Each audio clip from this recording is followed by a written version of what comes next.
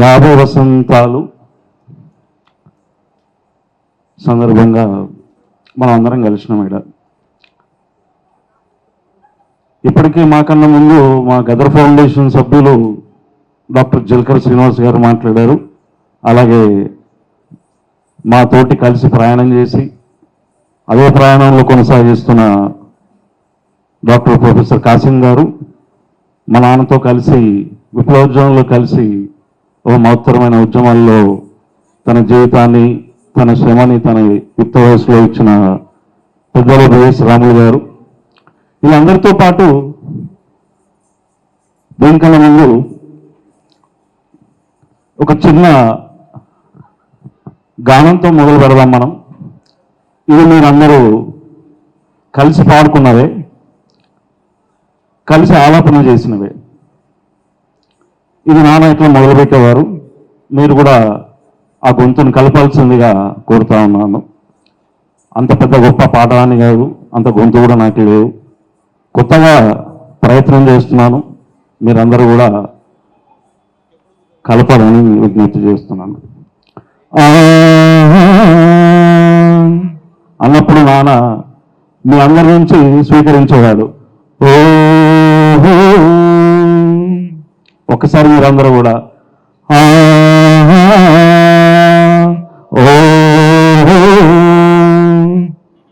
మిత్రులారా, ప్రజల దగ్గరికి పాట, పాటే ప్రజల దగ్గరికి అనే 2 అక్షరాలు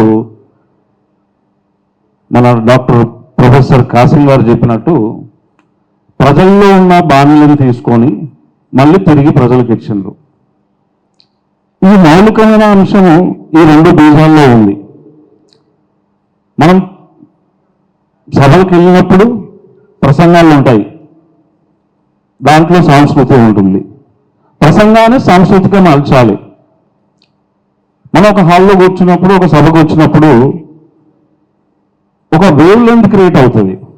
అవన్నిటిని ఒక దగ్గర చేర్చి శబ్ద తరంగాల్ని ప్రజలకు తిరిగి అందించే ప్రక్రియే ప్రజా సంస్కృతి.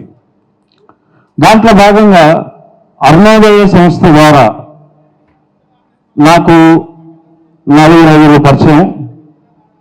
ఇప్పుడు సంస్థతో అంటే అరుణోదయ సంస్థతో కలిసి నాన్నతో కలిసి అనేక సాంస్కృతిక కార్యక్రమాల్లో పాల్గొన్న రామారావు గారు, విమలక్క, అట్లాగే మిత్రన్న, ఇంకా చాలామంది ఇక్కడ ఉన్నారు. ఈరోజు ఈ సంస్థలన్నీ విప్లవ సంస్థలు, ప్రజా సంస్థలు, ప్రజా సాంస్కృతికల భాగంగా మనం అందరం ఈ వేదిక మీదకి వచ్చినాం. అసలు పాట, డప్పు, గోషి, గొంగడి, గజ్జలు ఇది నిచ్చెనమెట్ల వ్యవస్థలో ఉన్న శ్రామిక వ్యవస్థలో తీసుకొచ్చిన కళారూపాలు ఇవి. ఈ పైన ఉండే సంస్కృతి వేరు. ఆ సంస్కృతికి అది వాళ్ళకే అర్థమవుతుంది.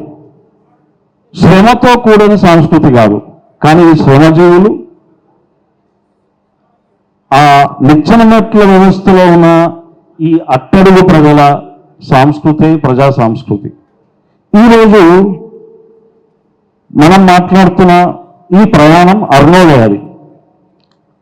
అంటే ఎన్నో ఒడిదుడుకులు ఎదుర్కొని ఒక 50 ఏళ్ళు ప్రయాణం చేయడం అంటే ప్రతిసారి విప్లవ శక్తులపైన, విప్లవ సంస్కృతి పైన, విప్లవ సంస్థల పైన ఎప్పుడూ అప్రకృత నిషేధం కొనసాగిస్తూనే ఉంటారు.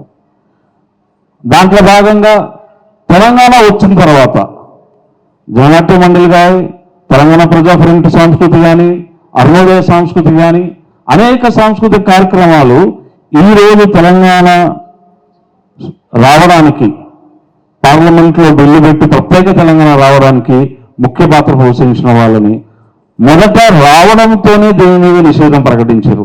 అంటే ఏ పాలకులైతే ఈ విప్లవోద్యమాల సంస్కృతిని వాడుకొని వాళ్ళ త్యాగాలను వాడుకొని అధికారంలోకి వచ్చిండ్రు, వాళ్ళు కూడా ఈ సంస్కృతిని బంద్ చేయాలనుకున్నారు. ఎందుకంటే ఇది వాళ్ళ పైన ఉన్న పాలకుల సంస్కృతికి వ్యతిరేకంగా ఉంటుంది, ప్రజల్ని మేలుకొల్పుతారు కాబట్టి. ఈ విప్లవోద్యమంలో అరుణోదయ అనే ప్రత్యేకమైన పాత్ర, జనాట్య మండలి ప్రత్యేకమైన పాత్ర, లేకపోతే ప్రజానాట్య మండలి ప్రత్యేకమైన పాత్ర అని చర్చించే సమయంలో కానీ ఈరోజు కూడా అరుణోదయ ఆ ప్రయాణాన్ని కొనసాగిస్తూనే ఉంది. ఎందుకంటే మిత్రులారా, అనేక వైరుధ్యాలు ఉంటాయి, ఉండాలి కూడా. సాంస్కృతిక పరంగా మనకు వైరుధ్యాలు లేవు, మన మధ్యలో వైరుధ్యాలు లేవు, కానీ ఆ పైనున్న సంస్కృతికి మనకు వైరుధ్యం ఉంది. ఈరోజు బహుళజాతి కంపెనీలు ఇప్పుడు కొత్తగా వచ్చినాయి ఏం రావు, 50 ఏళ్ళకి వెళ్ళి అదే పని చేస్తున్నాయి. కానీ మనం మన సంస్కృతిని, మన సంస్కృతిలో వచ్చిన, మన సంస్థల నుంచి వచ్చిన కళాకారులు, కవులు, రచయితలు, కళాకారులు ఆ చివరి వరకు నిలబడి అదే పందాను కొనసాగిస్తే అది ప్రజా పంద అవుతుంది, అది అరుణోదయ పంద అవుతుంది, అది ప్రజల పంద అవుతుంది. మిత్రులారా, ఈరోజు ప్రజా సంస్కృతి నిర్మాణం అనే కార్యక్రమంగా సభ నిర్వహిస్తూ ఉన్నారు. మనం అందరం ఇక్కడ ఉన్నాము అంటే ఇది పైనున్న సంస్కృతి మనకి అవకాశం లేదు, ఇది మనం ఏర్పరచుకునే సంస్కృతి. ఈ సంస్కృతి ఎవరికి వ్యతిరేకంగా పోరాడుతుందని, ఇది ఎవరికి వ్యతిరేకం కాదు. మనని నిర్మాణం చేసుకునే క్రమంలో మనం అనుకుంటున్నాం వానికి వ్యతిరేకంగా పోరాడుతున్నామని, కానీ మనం నిర్మాణం చేసుకుంటూ, మనని జ్ఞానవంతులను చేసుకుంటూ, చైతన్యవంతులను చేసుకుంటూ ఆ పైనున్న ఈ సంస్కృతి వారికి ఒక గుణపాఠం చెప్తున్నాం. వరై భగవాన్లారా మీరు మారండి, మీ సంస్కృతి కన్నా మా సంస్కృతి గొప్పది. మేము ప్రజా సంస్కృతిలో మేము ప్రజల కోసం పనిచేస్తున్నాం, మేము శ్రామిక శక్తులుగా పనిచేస్తున్నాం. మీ దోపిడీ వ్యవస్థని కూడా మార్చుకోండి, మీ ఆలోచన విధానాన్ని చెప్పే ప్రయత్నం ఈరోజు చేయాల్సిన అవసరం ఉంది. మనం ఫ్యాసిజం అంటున్నాము, నాజిజం అంటున్నాము, మనం మార్క్స్ అంటున్నాము, లెనిన్ అంటున్నాము, కానీ వాళ్ళు రాముడు, కృష్ణుడు, శివుడు అని చెప్పినట్టు ఇంకా ఇన్ని దేవతలను తీసుకొచ్చి మాట్లాడుతున్నారు. కానీ మిత్రులారా, మనం ఏ సంస్కృతి చెప్పాలనుకుంటున్నాం ప్రజలకి?